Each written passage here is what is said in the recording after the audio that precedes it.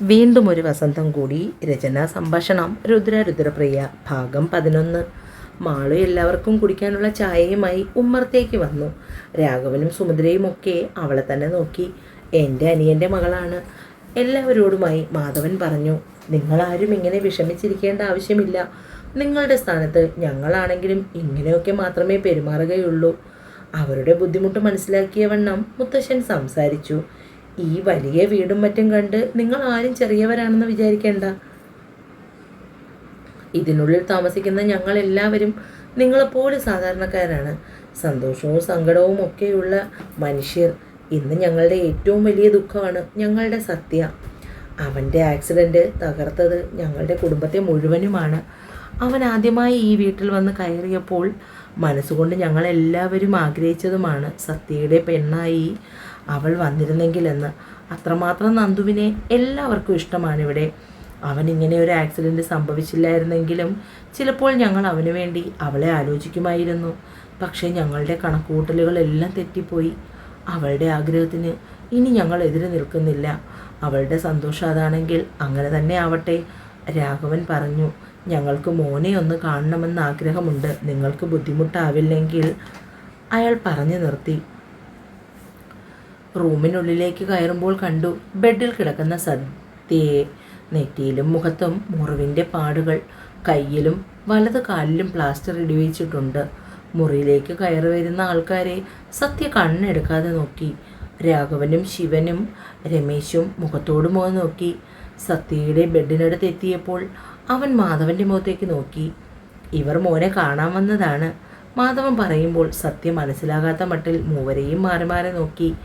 അതുവരെ മകളുടെ ഭാവിയെക്കുറിച്ച് മാത്രം ചിന്തിച്ചിരുന്ന രാഘവൻ സത്യയുടെ കണ്ണുകളിലെ നിഷ്കളങ്കതയും ചുണ്ടിൽ വരിഞ്ഞ ചിരിയിലും മതിമറന്നു നിന്നു.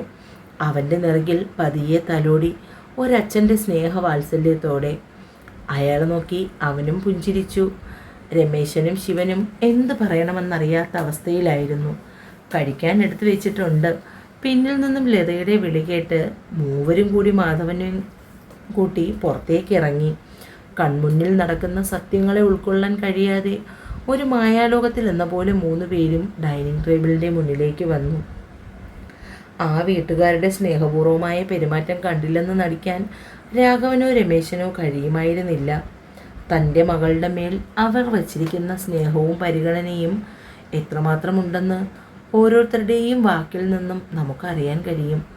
അങ്ങനെയുള്ളപ്പോൾ ഈ ആലോചന വേണ്ടെന്ന് വയ്ക്കാനും ആർക്കും കഴിയുമായിരുന്നില്ല. ഭക്ഷണം വിളമ്പിയ പ്ലേറ്റിന് മുന്നിൽ രാഘവൻ ഇരുന്നു. അയാളുടെ ഒപ്പം രമേശനും ശിവനും. നിങ്ങൾ എൻ്റെ മകളോടും ഞങ്ങളോടും കാണിക്കുന്ന ഈ സ്നേഹത്തിന് പകരമായി തരാൻ ഒന്നുമില്ല. ജീവിതത്തിൽ ഇന്നുവരെ ഒരു കാര്യത്തിനും ശാഠ്യം പിടിക്കാത്ത കുട്ടിയാണ്. പക്ഷേ ഈ ഒരു കാര്യത്തിൽ അവളുടെ തീരുമാനത്തിന് മാറ്റമില്ല. നിങ്ങളുടെ മകൻ്റെ ഈ അവസ്ഥയെ കണ്ടില്ലെന്ന് നടിക്കാൻ കഴിയില്ലെന്നാണ് അവൾ പറയുന്നത്. അവൾക്ക് അയാളെ ഇഷ്ടമാണ്, ഒരുപാട് ഇഷ്ടമാണെന്ന്. ഈശ്വരൻ കൂട്ടിച്ചേർക്കാൻ വിധിച്ചത് ഇതാണെങ്കിൽ അത് തന്നെ നടക്കട്ടെ. പറഞ്ഞുകൊണ്ട് രാഘവൻ ശിവൻ്റെയും രമേശൻ്റെയും മുഖത്തേക്ക് നോക്കുമ്പോൾ അവർക്കും രാഘവൻ്റെ തീരുമാനം തന്നെയായിരുന്നു. 3 പേരും സന്തോഷത്തോടു കൂടി ഭക്ഷണം കഴിച്ചു.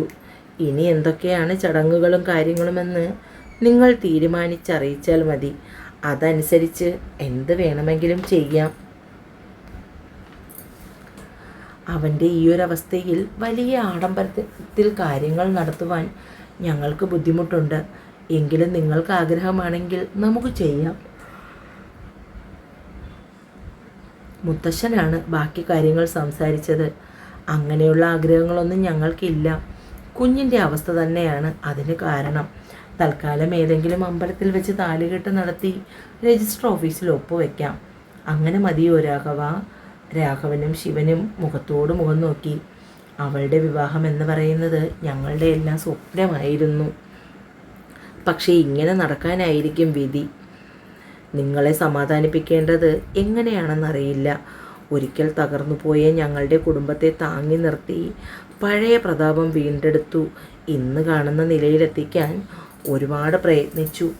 അവൻ്റെ സന്തോഷങ്ങൾ പോലും വേണ്ടെന്ന് വെച്ച ഒരുത്തനാണ് ഇന്ന് ഈ നിലയിൽ ആ മുറിയിൽ കിടക്കുന്നത്. അത് ഞങ്ങൾക്ക് സഹിക്കാവുന്നതിലും അപ്പുറമാണ്. അവൻ്റെ വിവാഹം ഈ നാട് അറിയുന്ന വിധം നടത്തണമെന്നായിരുന്നു ഞങ്ങളുടെ ആഗ്രഹം. അവൻ്റെ ഈ കിടപ്പ് കാണുമ്പോൾ നെഞ്ച് പിടയുന്നു. മുത്തശ്ശൻ നിറഞ്ഞ കണ്ണുകൾ അമർത്തി തുടച്ചുകൊണ്ട് നെഞ്ചും തടവി ചേറിലിരുന്നു. അച്ഛാ, എന്തു പറ്റി? മാധവന് രവിയും അച്ഛനടുത്തേക്ക് വന്നു. ഒന്നുമില്ലടാ മക്കളെ, വല്ലാത്ത പരവേശം. കുറച്ച് വെള്ളമെടുത്ത് വന്നേ സുമേ. മാധവൻ അകത്തേക്ക് നോക്കി വിളിച്ചു. സുമ വേഗം ഗ്ലാസ്സിൽ വെള്ളവുമായി എത്തി. അച്ഛാ, വെള്ളം കുടിക്ക്. കരുണാകരൻ വെള്ളം കുടിച്ച് കസേരയിലേക്ക് ചാരിയിരുന്നു. അയാളുടെ കണ്ണുകൾ അപ്പോഴും നിറഞ്ഞു തൂവുന്നുണ്ട്. സത്യയെ കാണാൻ പോയി തിരികെ വരാത്തവരെ കാത്ത് സുഭദ്ര അസ്വസ്ഥതയോടെ കാത്തിരുന്നു. അമ്മ ഇങ്ങനെ ടെൻഷൻ അടിക്കേണ്ട, അവരിങ്ങി വന്നോളും, നന്ദു പറഞ്ഞുകൊണ്ട് അടുക്കളയിലേക്ക് പോയി. നൈറ്റ് ഡ്യൂട്ടി കഴിഞ്ഞ് വന്ന് ഫ്രഷായി ആഹാരം കഴിക്കാനുള്ള പുറപ്പാടിലാണ്. ഒരു പ്ലേറ്റിൽ ചോറും പയറും മെഴുക്കുപുരട്ടിയും തക്കാളിയും വെള്ളരിയും ഒഴിക്കാനും മീൻ വറുത്തതുമായി അടുക്കള പുറത്തേക്ക് കഴിക്കാനിരുന്നു.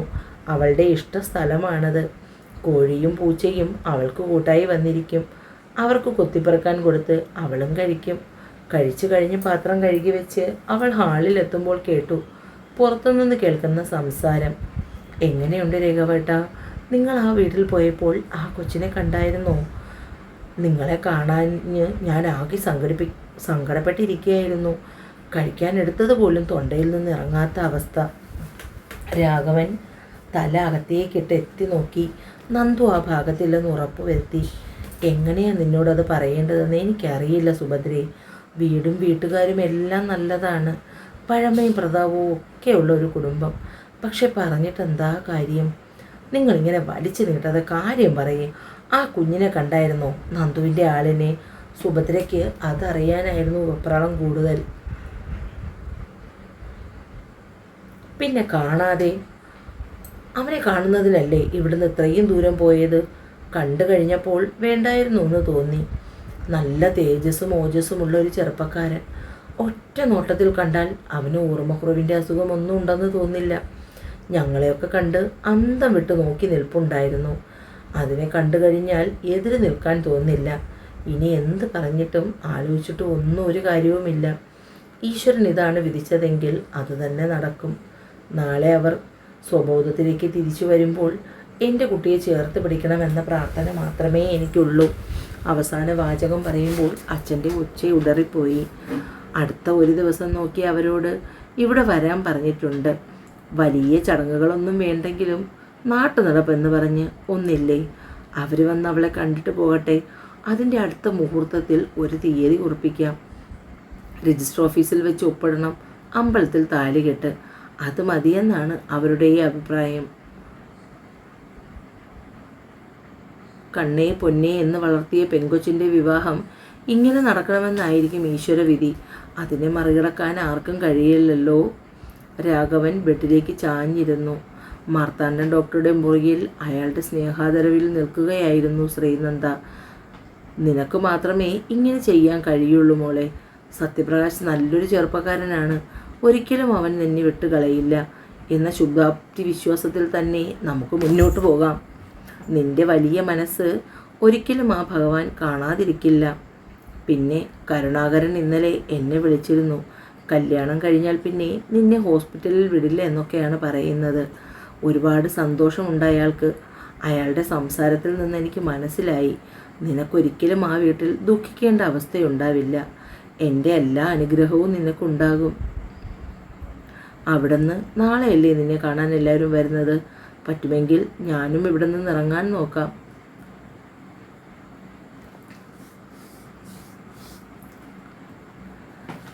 ഇത്രയും ഒരുക്കത്തിൻ്റെ ആവശ്യമൊന്നും ഇല്ല അമ്മേ. നമ്മളെക്കുറിച്ച് അവർക്ക് നന്നായിട്ട് അറിയാമല്ലോ. പിന്നെ എന്തിനായി ഈ പാഴ്ചെലവുകൾ? പപ്പടം വറുത്ത് മാറ്റിവെച്ച് സലാഡിനുള്ള സവാള അരിയുമ്പോൾ സുഭദ്ര അടുത്തേക്ക് നന്ദു നടന്നു വന്നു. അതല്ലടി പെണ്ണേ, മോശമല്ലേ അവർ വരുമ്പോൾ വായ്ക്ക് രുചിയില്ലാത്ത വല്ലതും കൊടുത്താൽ വായ്ക്ക് രുചിയുള്ള എന്തെങ്കിലും കൊടുക്കണ്ടേ? ചോറും കറികളും ആയിട്ടുണ്ട്. നന്ദു ഓരോ പാത്രത്തിനെയും അടപ്പ് മാറ്റി നോക്കി. അച്ചാറും തോരനും കിച്ചടിയും അവിയലും ഓലനും കാളനും തീയലും കൂട്ടുകറിയും എല്ലാം ആയിട്ടുണ്ട്. അടപ്രഥമൻ അവസാനവട്ടം മിനുക്കുപണിയിലാണ്. തേങ്ങയും കശുവണ്ടിയും മുന്തിരിയും നെയ്യിൽ മൂപ്പിച്ചിടുന്ന ജോലി മാത്രമേ ബാക്കിയുള്ളൂ. അടുക്കള പണിയെല്ലാം ഒതുക്കി വെച്ച് എല്ലാവരും കുളിച്ച് ഫ്രഷായി. ഡൈനിങ് ടേബിളിൽ ഷീറ്റ് മാറ്റി വിരിച്ചു. കസേരകൾ സ്ഥാനത്ത് വലിച്ചിട്ടു. വരുന്നവർക്ക് കൊടുക്കുന്നതിനായി ജ്യൂസ് കലക്കി ഫ്രിഡ്ജിൽ വെച്ചു. തണുപ്പില്ലാത്ത കുറച്ച് ജ്യൂസ് പുറത്തേക്ക് എടുത്തു വെച്ചു. കായ വറുത്തതും ചക്കര വരട്ടിയും പ്ലേറ്റിലേക്ക് എടുത്തു. അപ്പോഴേക്കും രാഘവൻ ഒരു ബേക്കറി കവർ കൊണ്ടുവന്നു. സുഭദ്രയുടെ കയ്യിൽ ഏൽപ്പിച്ചു. കുറച്ച് ലഡുവും ജിലേബിയാണ്, ഇതുകൂടി എടുത്തു വെച്ചോ. രാമൻ്റെയും സുഭദ്രയുടെയും ബന്ധത്തിലെ കുറച്ച് ബന്ധുക്കൾ കൂടി വന്നു. 2 അമ്മാവന്മാരും അമ്മായിമാരും അവരുടെ മക്കളും. അച്ഛാ, ഇറങ്ങിയില്ലേ ഇതുവരെ? മാധവൻ വിളിച്ചുകൊണ്ട് മുറിയിലേക്ക് പോയി. ഞാൻ എപ്പോഴോ ഇറങ്ങിയതാടോ. അവനെ ഒന്ന് കാണുന്നതിന് വേണ്ടി മുറിയിലേക്ക് പോയതാണ്. അച്ഛൻ്റെ കണ്ണെന്താ നിറഞ്ഞിരിക്കുന്നത്? കരഞ്ഞോ? മാധവൻ്റെ ചോദ്യം കേട്ടപ്പോൾ കരുണാകരൻ ചിരിക്കാൻ ശ്രമിച്ചു. അവൻ്റെ വിവാഹത്തെക്കുറിച്ച് എന്തെങ്കിലും സ്വപ്നങ്ങളായിരുന്നു എൻ്റെ മനസ്സിൽ. വെള്ളത്തിൽ വരച്ച വര പോലെ അതെല്ലാം വെറുതെ ആയില്ലേ? താൻ ആരാണെന്ന് പോലും തിരിച്ചറിയാതെയുള്ള എൻ്റെ കുഞ്ഞിനെ കാണുമ്പോൾ സഹിക്കുന്നില്ല മാധവ. അച്ഛൻ്റെ പറച്ചിൽ കേട്ടപ്പോൾ മാധവൻ അല്പനേരം അച്ഛനെ തന്നെ നോക്കി നിന്നു. നിങ്ങളെല്ലാവരും ചിലപ്പോഴെങ്കിലും മറക്കുന്ന ഒരു കാര്യമുണ്ടച്ചാ. അവൻ ഞങ്ങളുടെ മകനാണെന്ന്. എല്ലാവരും മുന്നിൽ പിടിച്ചു നിൽക്കാൻ ഞാനും സുമയും ഒരുപാട് കഷ്ടപ്പെടുന്നുണ്ടച്ചാ. എൻ്റെ കുഞ്ഞിൻ്റെ ഈ കിടപ്പ് കാണുമ്പോൾ നെഞ്ച് പിടയുന്നുണ്ട്.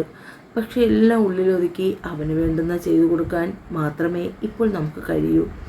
ഇപ്പോൾ ഈ ചെയ്യുന്നത് പോലും തെറ്റാണെന്ന് മനസ്സ് 100 തവണ പറയുന്നുണ്ട്. ഓർമ്മയില്ലാതെ ഇനി എന്തെന്ന് പോലും ചിന്തിക്കാൻ കഴിയാതെ കിടക്കുന്ന അവൻ്റെ ജീവിതത്തിലേക്ക് ഒരു പാവം പെൺകുട്ടിയെ ചേർത്ത് വെക്കേണ്ടി വരുന്നതിൽ സങ്കടമുണ്ട്. അവളുടെ ഭാവി കാലം എങ്ങനെ ഉണ്ടാകുമെന്ന്. പക്ഷേ ഇവിടെയും താൻ സ്വാർത്ഥനായ ഒരു പിതാവായി മാറുകയാണ്. മുന്നോട്ടുള്ളതിനെപ്പറ്റി ഞാനിപ്പോൾ ചിന്തിക്കുന്നില്ല.